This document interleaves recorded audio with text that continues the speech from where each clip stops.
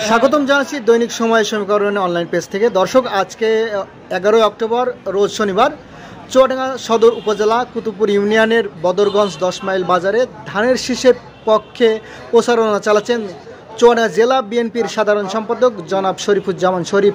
দর্শক, বদরগঞ্জ বাজারে বিভিন্ন স্থানে এই পথসভা বা ধানের শীষের পক্ষে প্রচারণা চালাচ্ছেন। দর্শক, আপনাদেরকে দেখানোর চেষ্টা করছি। দর্শক,